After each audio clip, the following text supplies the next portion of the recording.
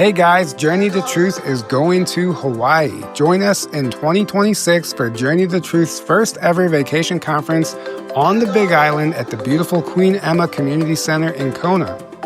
Enjoy Hawaii as we travel to sacred sites and connect with our Lemurian past and reactivate the land.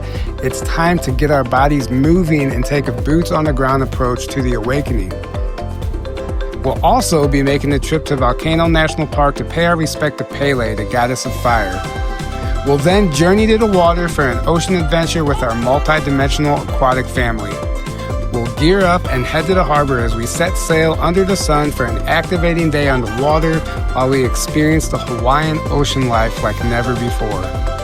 Enjoy Hawaiian sunsets and walks on the beach while connecting with Soul Family and learning a few things from our amazing lineup of speakers. Aloha! Grab your ticket today at journeytotruth.online and join us for this once-in-a-lifetime activating getaway.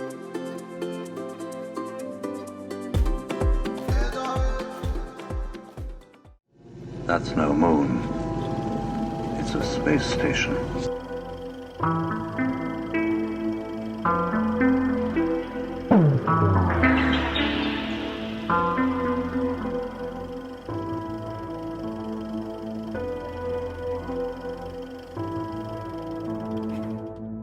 Hey guys, welcome back to the show. Just a quick reminder that tickets are available for our Hawaii conference in 2026 on the Big Island, April 20th through the 24th.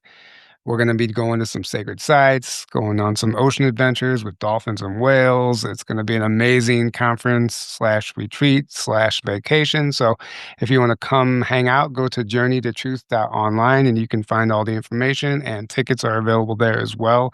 And we're looking forward to it. It's our first time going overseas for an event, so come hang out with us. It's going to be a lot of fun. And today's guest is Rhiannon Heins from Australia, and she is the founder of Intuitive Rebirth. She is a best-selling author of The Keepers of the Light Codes and Intuitive Rebirth, which is also the name of her website. She is an intuitive channel, speaker, and a healer, and she has 15 years of experience practicing and teaching in the healing arts and so many more things that we're going to cover today. But welcome to the show, Rhiannon. We're happy to have you here with us. Thanks so much, guys. It's really beautiful to be here. Thanks for having me. Yes, absolutely. So, I've been kind of going through your website and seeing what you do and some amazing healing modalities. Like, I love the concept of the keeper of the light codes and like fast tracking your highest timeline and all the stuff that you talk about. But something we were just touching on before we went live here was that you also specialize in entity clearings and energetic parasites and stuff like that, which is ultimately the root of a lot of the trauma and a lot of the issues that we deal with here on Earth. And when you're going through this type of awakening, obviously these are things that you can't ignore and you have to address. So I'd like to just turn it over to you and kind of let our audience know how you stumbled into this field and what that journey looked like for you. You can make it as short or as long as you'd like, and then we can go from there. Yeah, well, if you asked me 10 years ago what I would love to be doing, I would have never said entity clearing and clearing energetic parasites. But here I am, and it turns out to be my greatest delight in my work. But the way my work all started was I've always been like a natural psychic channel. I've always had a really easy ability to just quiet my mind, go into my heart, and I've noticed that every time I'm there in my heart, I'm receiving messages. It's like my mind becomes so clear and open. I have this natural dialogue that is so easy for me to access, and over time that's strengthened into being very visual. And so my work really started there. And when I was working in energy work and doing sort of energy healing sessions on people, I really wanted to know how I could best serve them. And I knew I had this channel. So I was like, well, I'm just going to ask. Before they come, I'm going to sit in this in this space, and I'm gonna get really devotional to this person, not just to the person, but to their soul, to their highest aspect, and I'm gonna spend a moment in devotional prayer to their highest aspect and ask how I can serve them. And when I started to do that, what was coming through was really, like, wild. It was really wild, and I would just write it down, and it would be, I would be shown things like skin suits that they were wearing, that they've been carrying from other lifetimes, and how to help them step out of that. I would be shown plugs in their head, or little monsters that kind of live within their womb space, and I was shown all sorts of things that were present within their energy body. And I would ask in my channeling, how do I help to get rid of that? And then what I would be told is some sort of somatic emotional trauma that they were holding. So I started to develop a way of doing work that started on the very human level. People come in with all this pain, like relating to their boyfriend or their work or their health. It's just if they come in with this human pain. And we would start there just feeling the human pain. Like, fair enough. Life can be hard, right? Just feeling the human pain and going deeper and deeper and deeper into that. And the more we went through the layers of that human pain within the body, we would see or uncover like a root. And the root would be this very sort of shamanic entity, or this hook, or this plug-in. And once we got there, that's where the magic really happened. So this is the way I found myself doing work. And then I just thought, I have to teach this because it's so simple. Channel, feel, and get to the root. And that's what intuitive rebirth is. And here I am, just speaking about this and writing about this as much as I can. And yeah, that's where it all began. That's beautiful. I love that. Beautiful. And whenever you say a hook, like this, like entity or this parasite is a hook, I know you're talking like metaphorically, but can you explain that a little more, what you actually see? Yeah, sure. So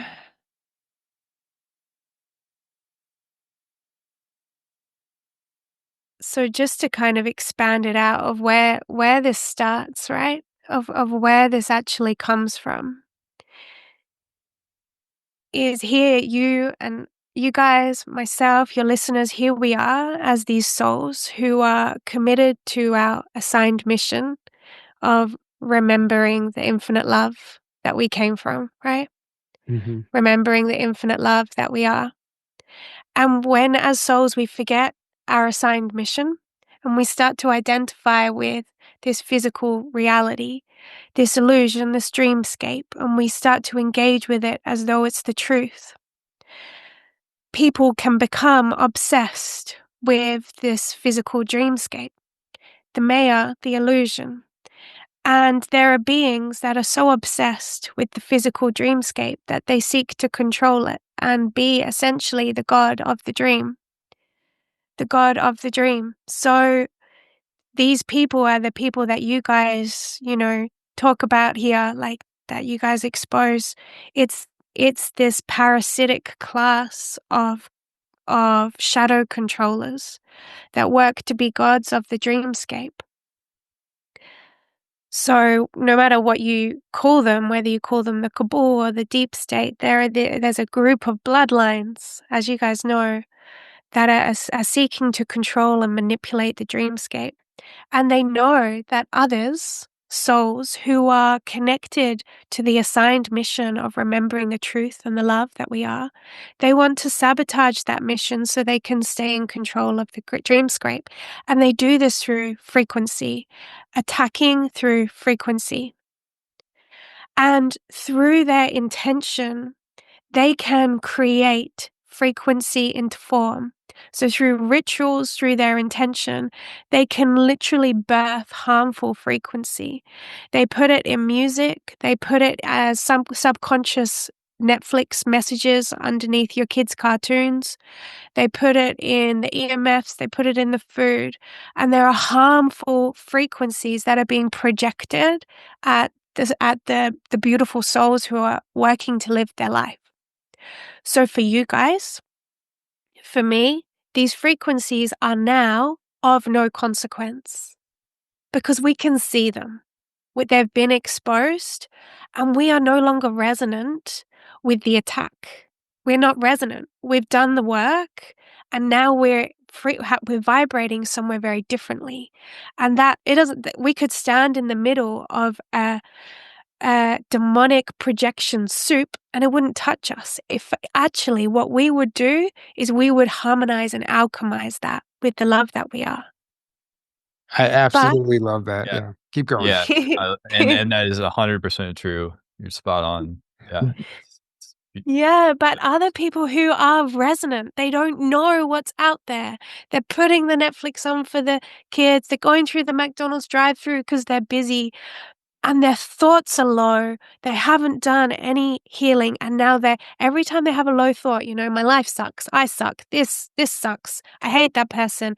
That they become resonant with their projection, and literally like these this energetic parasite comes in it hooks into their energy field, and it starts to change the way they think, change the way they feel, and it starts to literally feed off the life force of that beautiful person.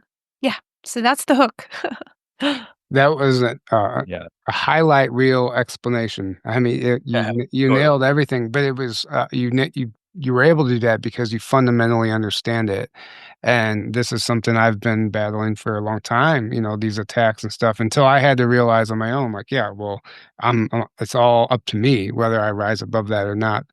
But there was a lot of beautiful lessons in that journey, and I have no regrets, and it's made me who I am. So anybody who is listening, who is under attack, like, just understand, like, the situation is trying to teach you something, and I think that's ultimately what we have to take away from it, because otherwise you'll just perpetuate that victimhood and you'll get stuck. Yeah, exactly. That's such a beautiful message. And then additionally, it's like who we are in our truth is that we love. We're of love. We are love in our organic nature. And love alchemizes all things. So, like, we don't even need to master energy protection. We just need to remember the love that we are. And in that, we're immune. And then, obviously, as you said, remembering the love that we are takes us on a journey because we start to uncover all the aspects of us that we haven't loved. And that's why this is like a beautiful journey of empowerment, sovereignty. Right.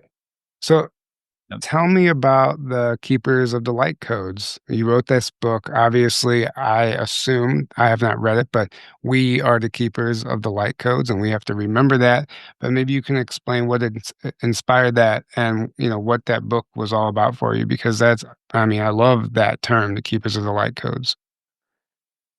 Yeah. Do you know the funny thing about when someone asks me about a book, I'm going to be just so radically honest, is I can't remember what's in it. Like, I can't fundamentally remember what's in the books that I've written.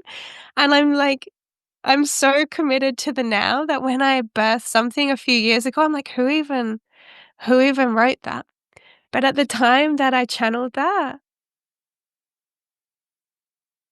I was not at the level of consciousness that was able to fully digest the messages that I was channeling. I had to get myself in such a pure channeled state to be able to write that, because as I was writing what was coming through, I would reread it and I would question it. Like, I'm not sure if that's true. But anyway, I committed I asked, is this pure truth? And it was like, get this book out there. And I did. And as the years go on, I understand what I channeled so much better now. And what the message of the Keepers of the Light Codes is it's for the perpetual need to grow, to ascend. Like, there was this obsession with ascension, getting higher and higher. And and becoming a better and better version of ourselves. So the book is the reminder, or it's the journey to take the reader to the part within themselves that is it. That is absolute wholeness, absolute perfection. You know, you wouldn't look at a baby and think, this baby could be a little bit more ascended. You wouldn't look at a butterfly and think, this butterfly could be, you know, on a little bit of a higher path here. Like, the nature of who we are is so exquisite and so perfect that once we attune to that, we stop holding on to all of the bullshit that keeps us in a low frequency existence. So even in me speaking that, it brings up a lot in the psyche of humanity. Even as I say that, it brings up the part of us that is like, oh, but my trauma, oh, but my unworthiness. And it starts to like bring all of these aspects of self that resist the notion of our perfection to the surface. So the journey of the keepers of the light codes is like speaking to the wholeness within the reader and allowing the layers of resistance to arise so that they can be dissolved. Well, you sure did a good job remembering that for not remembering. So, um, Yeah, but like the individual chapters I can't remember, but I remember the essence. yeah, I love that. And, you know, the light codes, like this is something that interests me, light language. I guess, would you relate that to light language? Are you talking, or is that something entirely different to you? Yeah, it's all the one, you know. A light code to me is just any teaching, any frequency, absolutely anything that's allowing us to access and remember the light that we are. And light language, I feel like we need to come up with a new collective term, you know, than light language. But light language is a huge part of humanity's remembering of that light and that wholeness. Because as we heal, as we do the work that we were discussing, you know, the deep trauma work where you're allowing yourself to feel and let go of everything that we're holding, our channel starts to open. And what I mean by the channel is, I mean, when we sit on the earth, we are conductors of energy, and the earth and her love can literally rise up through our body, rise up through our belly, through our chest, through our throat, into our mind space, and connect us to the all that is. And as we heal, we become open channels, and our throats become an aspect of that. And we are able to speak the frequency of the all that is, of the great mother, the great father of all that is. We can speak that as frequency through our bodies. And this frequency, this sound frequency, can bring harmony and healing into the five senses, into the human experience. So as we heal, and so many people are deeply, deeply healing and unlocking their throat, there is an explosion of awakened people who are able to channel these sounds. And I know that a lot of people, they think that they're speaking interdimensional light language and channeling through Pleiadians or Arcturians, and there is truth in that. But actually, the most common thing that I am seeing in my sessions and in my work is a very common thread between the sounds that everyone is making. And the sounds are like these kind of sounds, right? La and ah, and the tongue is moving. It's this sound over and over again.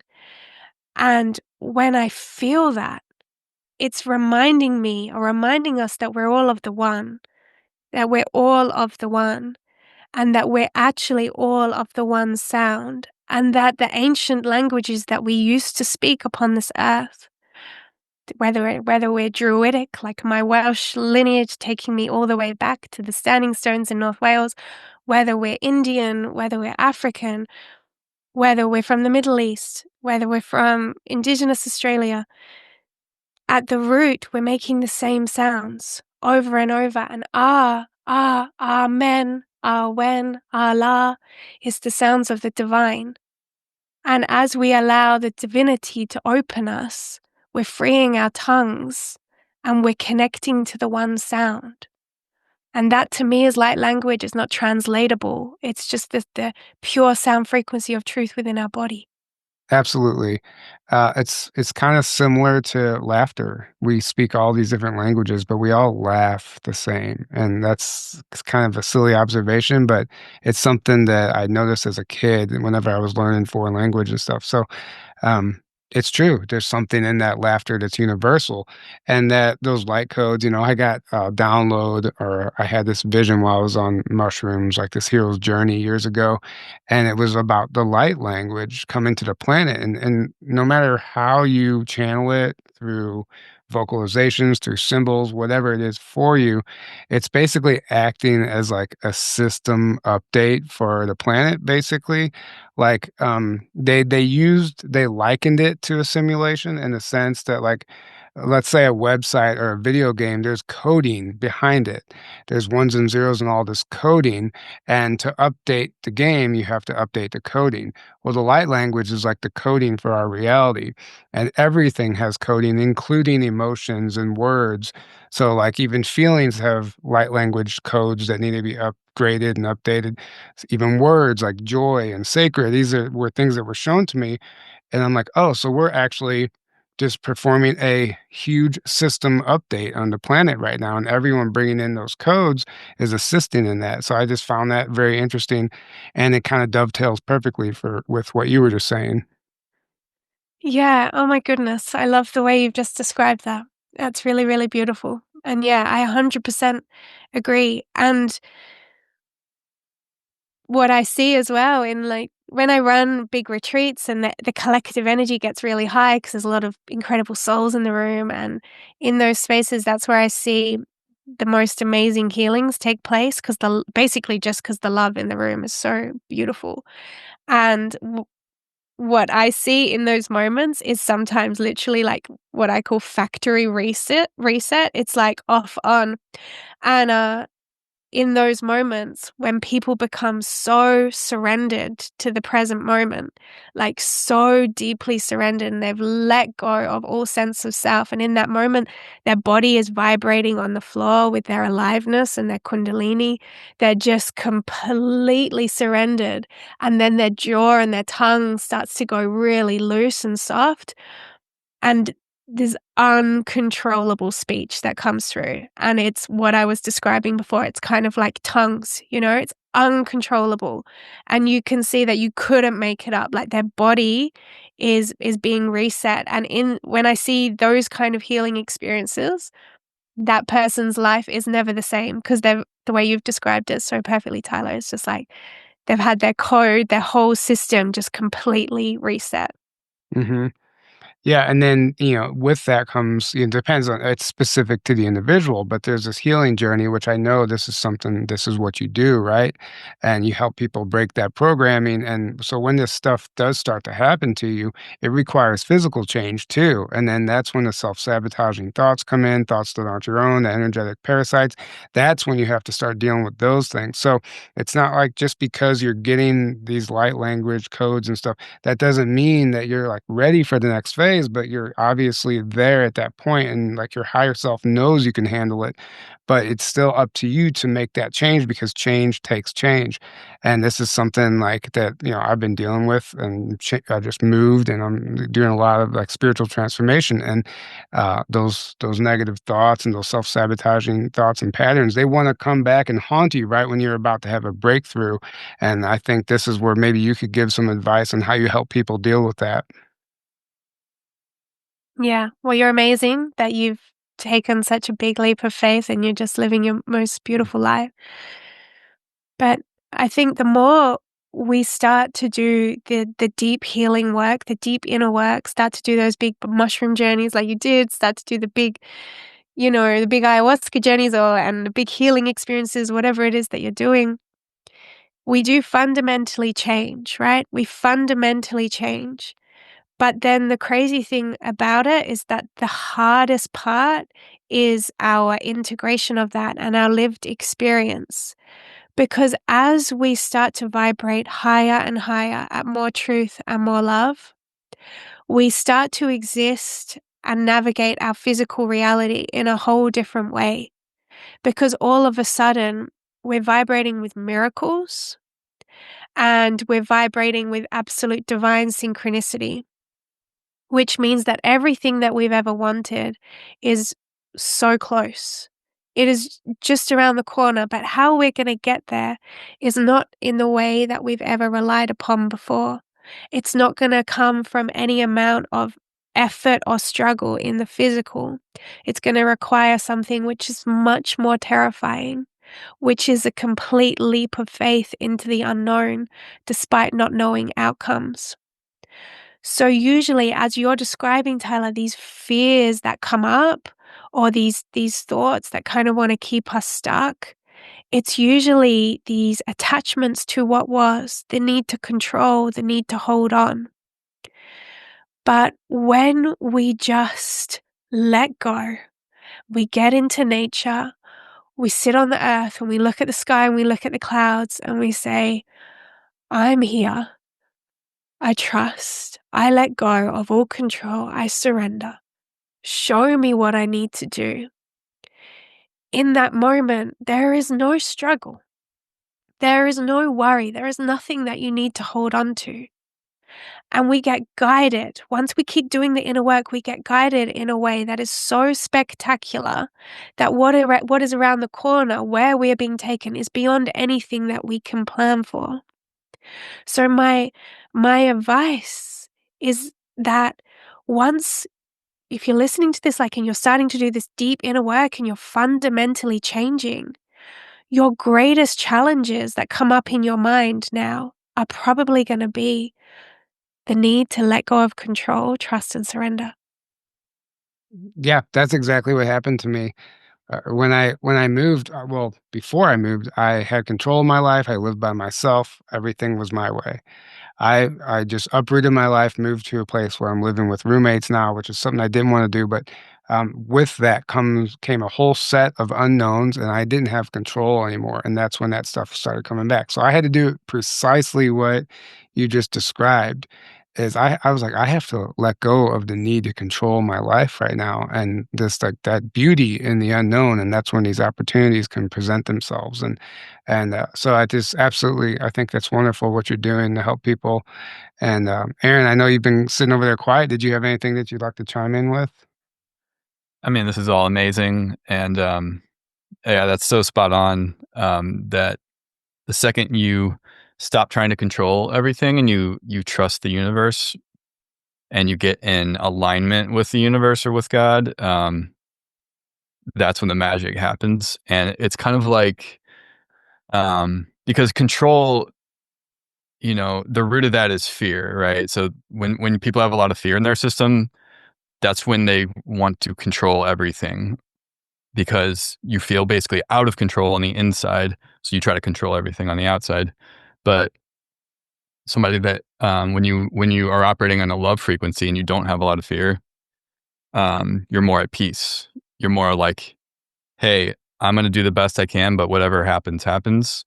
And you just kind of innately know that everything is in divine timing and happens in divine order, because that's all that can happen, because we live in a divine universe. That's just how it works, right? And it's kind of like it when you wake up, when you get to a certain level of consciousness, you realize how silly and just insane it is to think that we actually had control, or we can control anything, because you're not in control of anything at all, ever. And but that being said, free will is a factor, and you always have free will, and you always have a choice. And every second of every day, you're making choices. So the magic is when you can, and this takes, for most people, it takes healing to get to a point where you're in a healthy place where where you're like, okay, this is what I really want from the deepest, truest part of me, not from my superficial ego self that thinks it wants things all the time, right? And that's where you get off track.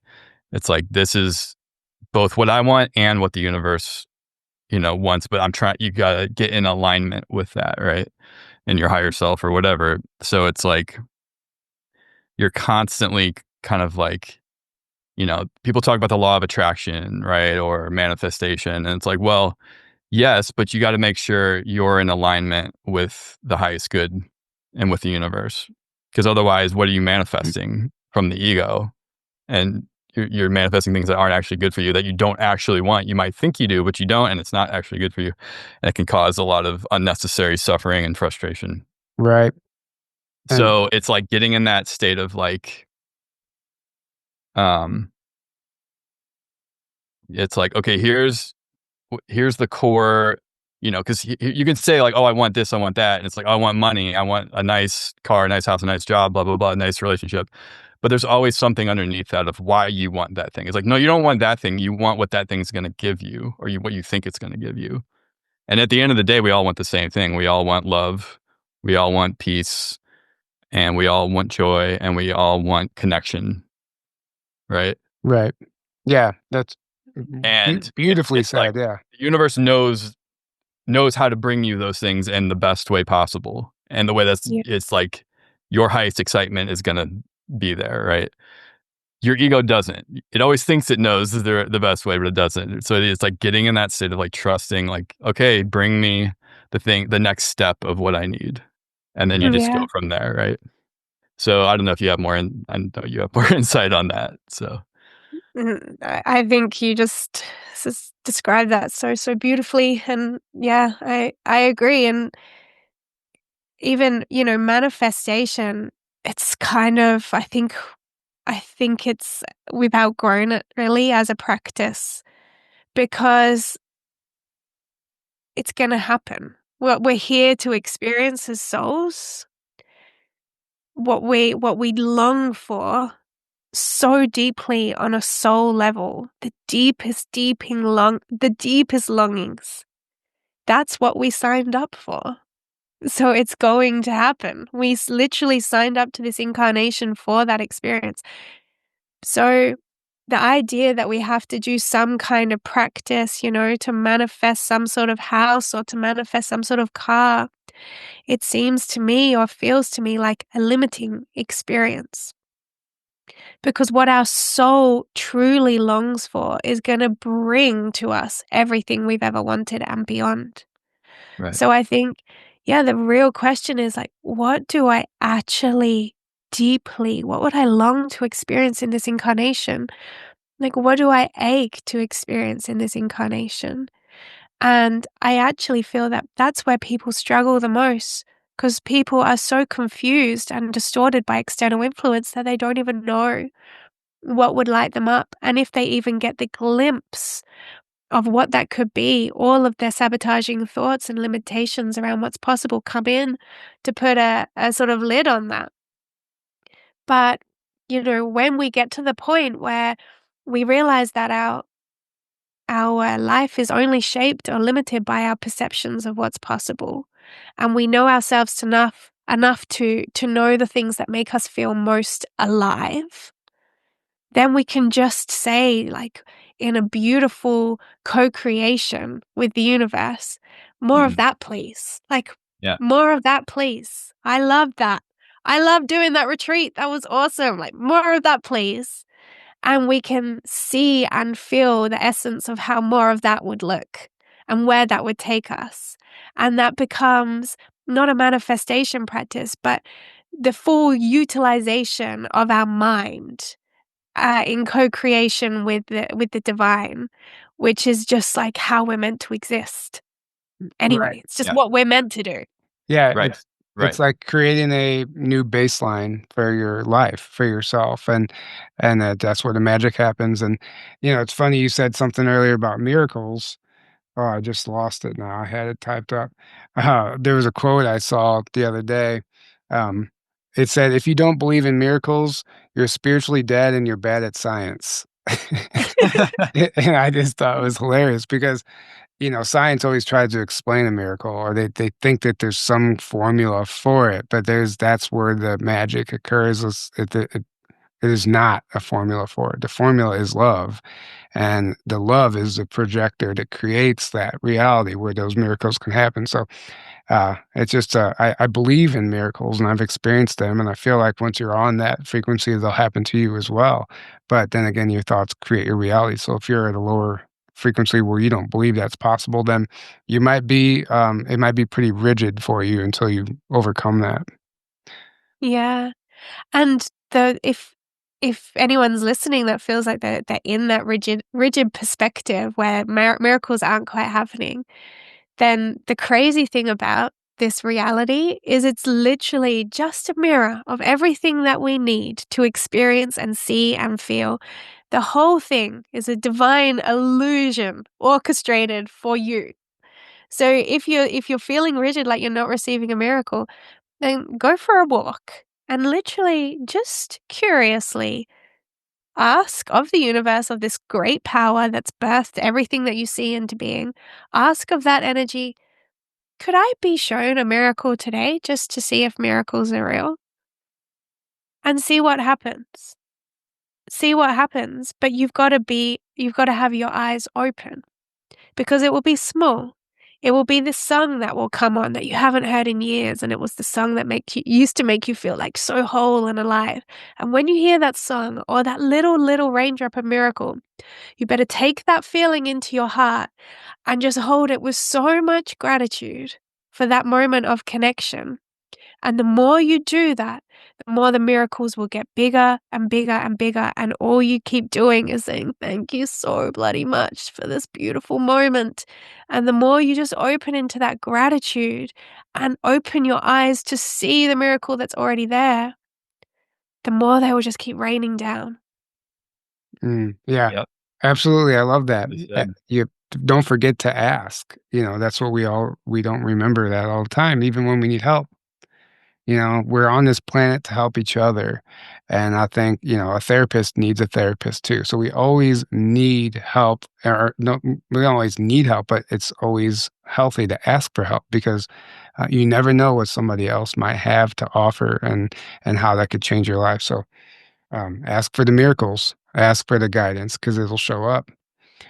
Um, so over there in Australia, I'm just out of curiosity, like, are you what does the collective consciousness feel like to you over there? Is there like a grand awakening? Does it feel like it's happening more in America, or is it something like I'm just very curious on what your gauge is on the collective?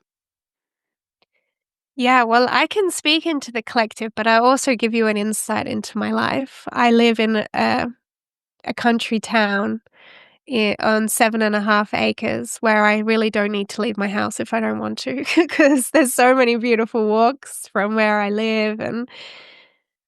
But in this town that I live, I have not heaps of friends, to be honest, but a vast reaching community of very awakened people who are living from their heart, beautiful family people who are grounded and just connected to all that is real and true and what matters. And they're also committed to serving. And also the closest city to where I live is called Perth, the most isolated city in the world. So I live 4 hours drive from the most isolated city in the world. Um, that has so many awakened people. Perth is a hive of beautiful, high vibrational people. But the thing is with Australia, we know what a nice life is. Poverty in Australia is not like poverty in the UK or even poverty in the US. Australia has a baseline of a very nice existence. Everyone lives near the beach. Everyone lives in a nice climate, and the quality of life is good.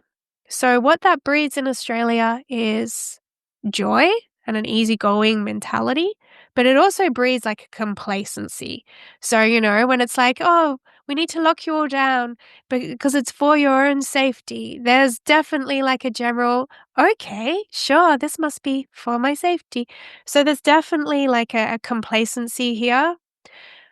But also there is a joy and there's a lightness that also has quite a there's quite a high vibrational collective, I feel. And when I go to England, my extended family lives in London, and that's where I lived until I was 8. I definitely feel like a drop to what I'm used to, like a huge drop, like it feels sticky, like the matrix is thick. It Oh, yeah. doesn't feel like that in Australia. Yeah, London's pretty rough in that regard. Right. Yeah.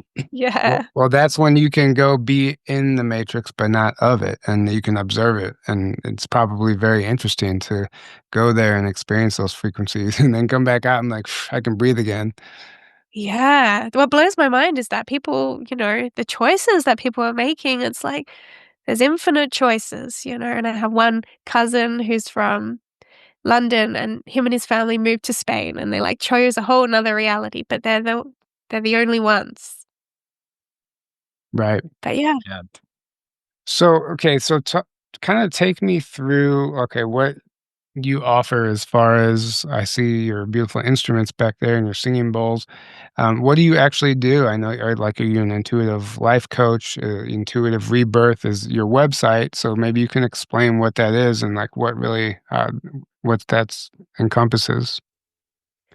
Yeah, so everything that I described before at the beginning, where it was connecting psychically to people and taking them on a journey that basically sets them free, everything that I described about that is still very present in my life. But intuitive rebirth is a modality that I birthed to teach or train practitioners to be able to do that for others. Because what I saw is that so many practitioners and healers, they're like just collecting modalities and certificates, but actually have no genuine expression of their own authenticity within that, and still don't really know who they are or how they serve, despite having a collection of all these like breathwork, Reiki, whatever. Right. Right. So, intuitive rebirth is like showing practitioners that you can channel, number one, and that if you set a really pure intention and spend some time in devotional prayer channeling for someone, you will be guided in a way that transcends any certificate on the wall. If you stop doubting yourself as a healer and you get super in your body and open as a channel and you just trust that, the work that you do will be profound. It will be deep and it will be life changing for the person who receives that.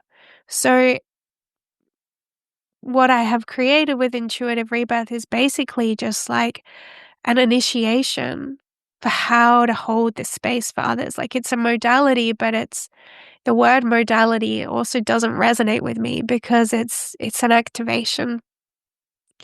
And then I don't do heaps of one-on-one sessions anymore because the majority of my life is with that teaching role. But if someone says to me, Rhiannon, I really need some help, I'll be like, come to my house. Come to my house, come to my cave. And so this space is really just for friends and family and friends of friends in the community who have been through big things, these big rattling life experiences. Mm, And what takes place in this space is beyond anything the mind can comprehend. And it's really deep shamanic work, and I don't know if you guys are super familiar with ayahuasca, but pretty much everything that I have learned has come through the teachings that I've received from her, from Mother Ayahuasca. And so my work is really like I'm a shamanic healer, and but minus the medicine. So explain to me the ayahuasca. So this is something that's very fascinating, and plant medicine comes up a lot. So that basically everything that you're preaching now that understanding has come to you through ayahuasca. So how long have you been doing it, and how many times have you done it? So it's about the last 3 years where my journey with ayahuasca started, and like you, Tyler, like I had some massive mushroom experiences. But it really feels like ayahuasca is my medicine because whenever I go into the mushroom realm, I feel like I'm visiting somewhere very foreign. Whenever I have ayahuasca, it's like I'm going home, you know? That's how it feels to me. And when I first started journeying with ayahuasca, the first ceremony, I think there's been maybe 15 or 16 ceremonies. The first ceremony was so nice and so beautiful, and I was like, "Let's do that again." And then from ceremony 2 onwards, they've been horrific. Horrific, because I remember, Aaron, you spoke about, fear is what controls most of us and makes us unable to step into that frequency of love. So the second journey was what really changed everything for me, because that journey was just fear. I just laid there thinking, I'm going to die. This is the worst shit I've ever done. I will never do this again. And the terror in my body was out of control. And I just laid there for hours, I think, like that. And until I realized, what if I stopped fearing my own fear? Like, what if I stopped fearing this fear and trying to run away from this fear? What would change? And when I started to contemplate that in the journey, then I realized that the fear was dissolving, because in my allowing, I was opening to love. And love was the medicine that transformed fear. So that was the fundamental teaching that allowed me to do the work that I do. Because when we go into the depths of the body, underneath all those human layers of shame and rage and sadness, we uncover or we expose those parasitic entities. And sometimes what happens is that entity is exposed to such a degree that it's in the room. What you see in the movie The Exorcism, like, that is a real thing that happens, where you can see this demon in the eyes, in the face, the presence is in the room turns dark. I hear I will hear, I don't even wanna say it, I will hear it speaking to me, "I'm gonna kill you," or whatever, and I will have this being looking at me through their body, like, very much in the space, and the natural feeling is obviously, like, terror within my body, but the reason that I can do this work is, now what I know that I need to do is I see into the eyes of that demon, and I keep my heart open, and I see that that demon is longing for liberation. I see that it is only produced off the back of pain and suffering, and then I keep my heart open. I say, I see you, I see you, I see you, I see you. And then in that, there's freedom. The person usually vomits. There's a big change in the energy, and something shifts. So that's what ayahuasca taught me to do. And the more I've done ceremonies and gone in, I get messages, and I get trained by having these horror show faces and feelings come into my body and into my field. And it's like, what are you going to do about it, Rhiannon? And I'm like, and I open my heart, and I'm like, I see you, motherfucker, and I love you. I I love that, because that is, there's no spiritual bypassing there. You're facing the darkness head on, and quite literally, even sometimes seeing it in the room and understanding, like, the root of that, right? And not playing victim to it. But I love that you go there, because I think that's where, like, wisdom is gained through experience. And you can't heal somebody of that or help them get through that unless you've experienced it. You can only help somebody to your own level of awareness and experience and consciousness. So once you've gone into those darkest depths of your soul, then therefore now you basically have got that degree or that certificate that allows you to help those other people, because you've been there. And I think that's a beautiful thing. So when you talk about it the way you just did, it's actually empowering and it's not feeding it. So there's a way to describe darkness without actually feeding it. And I think you did a beautiful job of doing that. Thank you. Yeah, I have been definitely taken into the darkest spaces of my own psyche and of the collective psyche. And I don't know if you guys have experienced before, but before is also something that I resonate with really deeply. It's like toad medicine, you know, Okay. 5-MeO, DMT. Oh, yeah. And Yeah, I've yeah, done DMT, yeah, okay. yeah. So there was one journey I had with that where it was like literally the fear again. It was like the fear of the collective through my whole body, and I thought I was gonna die, and it was like Freemason symbols and devil horns, and it was like something from a nightmare. But again, it was like heart open, and then the Freemason symbols would transform into like a Merkaba, and the devil horns would transform into these little deer like eating grass. And that's what I've been shown like time and time and time again. So there's not too much now that that I touch wood, like, don't test me, but there's not too much now that scares me. Definitely not energetically, and I feel like so many of us are being trained in this way because at the top, we all have these parasites within us, like these feet of the spiders, right? Stretching into all of our bodies, but the head of the spider is being exposed. And it is quite the beast. And I feel like there are a number of people on this earth that do very much what I do, and there's like on a collective level, on a group level, there is like a shamanic takedown of the head of the spider that we're being trained for. I love that. Yeah, absolutely. And speaking of the, like, Masonic symbols and stuff like that, it's really interesting. A good friend of mine, he's a or I call him an earth angel. Like, I've seen him perform miracles. He does crazy stuff, but he can see very well. He's a seer also. And one of the things I learned from him is that he'll see those symbols in people's fields, and even they might not even be a Freemason, or they might not be part of the society or the occult, but somebody in their lineage and their family was, and somebody in that bloodline took the oath, and those oaths are generational. So when he sees people walking around with their symbols in their energy body, they have some, if it's not them that is in the order, they have some ancestral healing to do to break that oath. Otherwise, it's like a generational curse, quite literally, Mhm.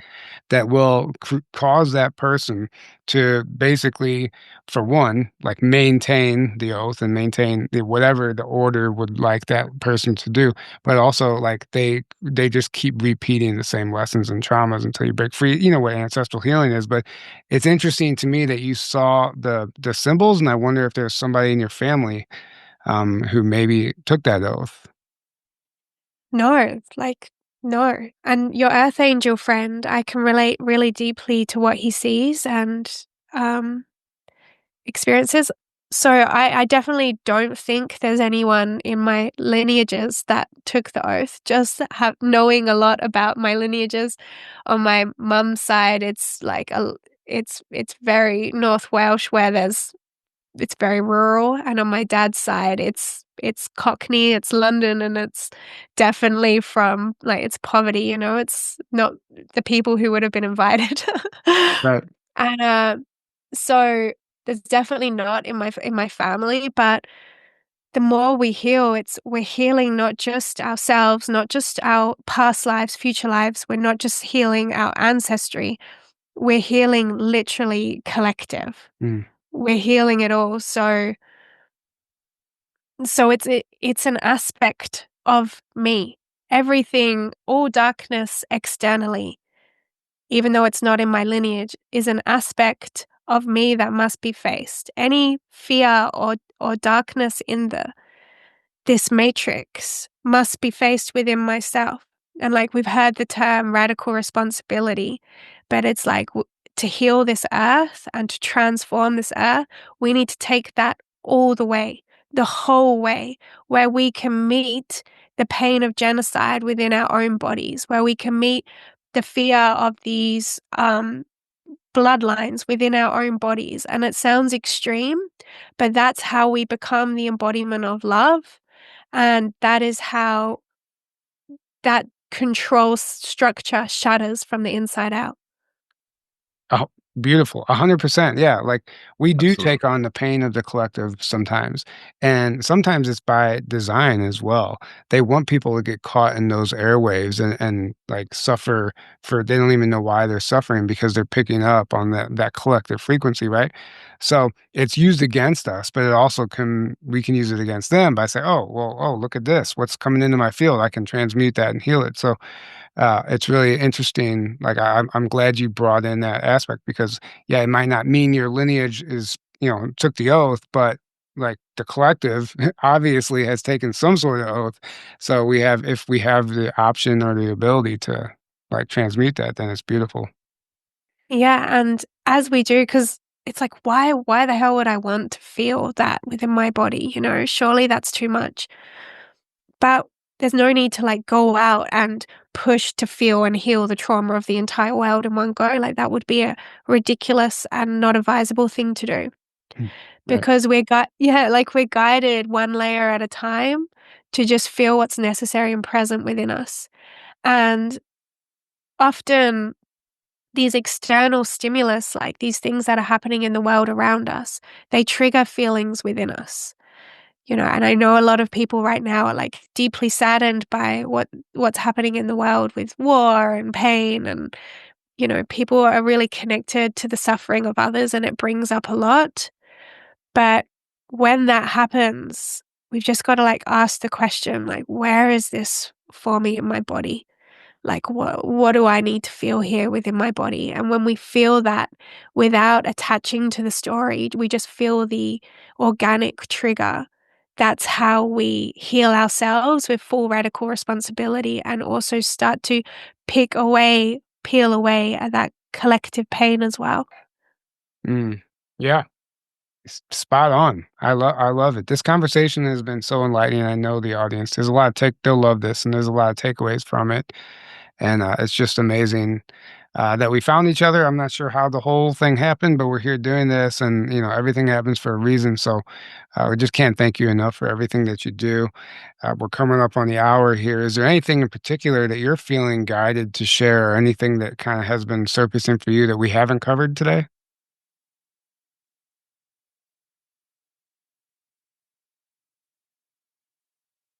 Yeah, I guess like as I just closed my eyes, I was just really like feeling into your audience and everyone that's listening and everyone that's listening, I feel that you're so deeply on the path, like you're not beginners, you know what's going on, and there's an energy that's coming through this year and next year that is very intense and it's a fast tracking.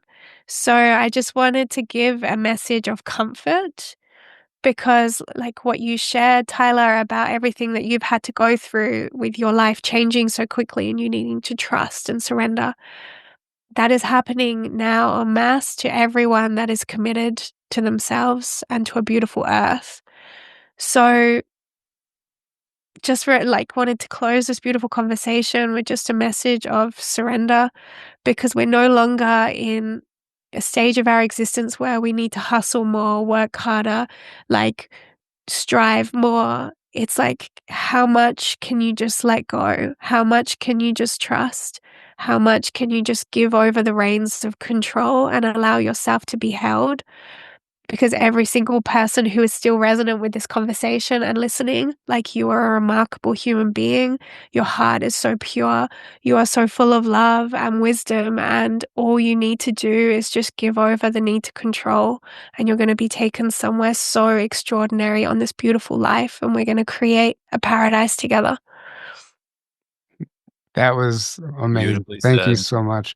Um, That's I love it. I love this entire conversation. It was a beautiful message. And Aaron, any last words from you before we wrap this up?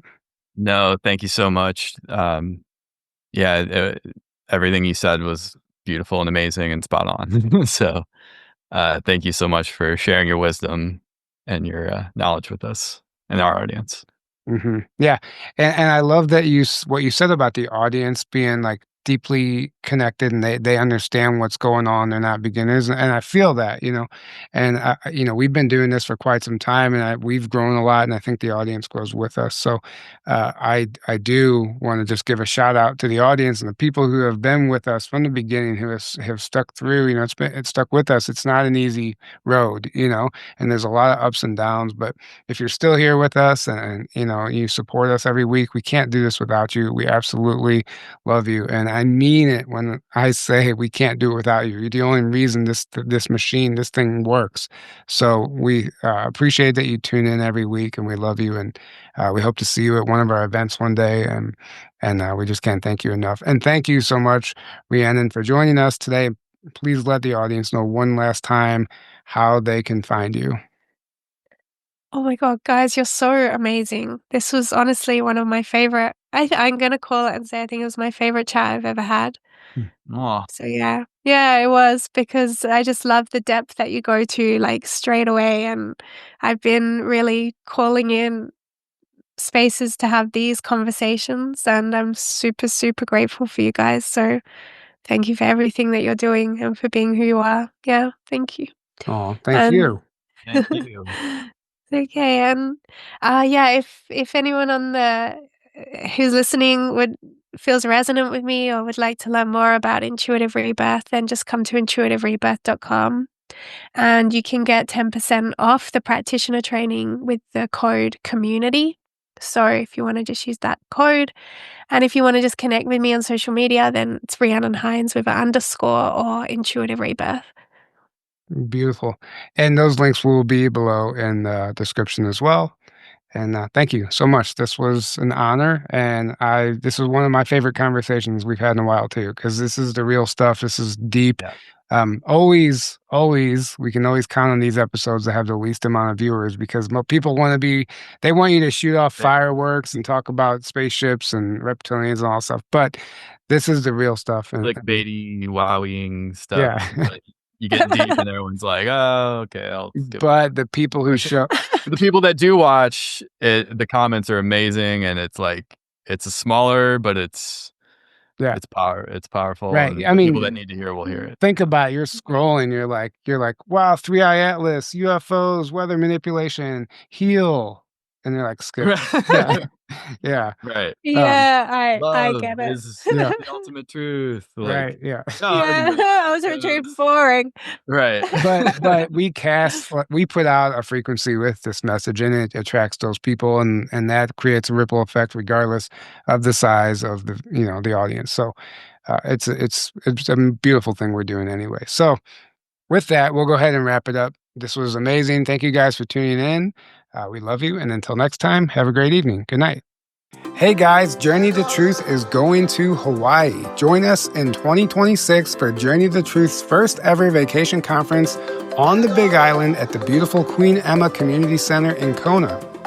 Enjoy Hawaii as we travel to sacred sites and connect with our Lemurian past and reactivate the land. It's time to get our bodies moving and take a boots on the ground approach to the awakening. We'll also be making a trip to Volcano National Park to pay our respect to Pele, the goddess of fire. We'll then journey to the water for an ocean adventure with our multi-dimensional aquatic family. We'll gear up and head to the harbor as we set sail under the sun for an activating day on the water while we experience the Hawaiian ocean life like never before. Enjoy Hawaiian sunsets and walks on the beach while connecting with Soul Family and learning a few things from our amazing lineup of speakers. Aloha! Grab your ticket today at journeytotruth.online and join us for this once-in-a-lifetime activating getaway.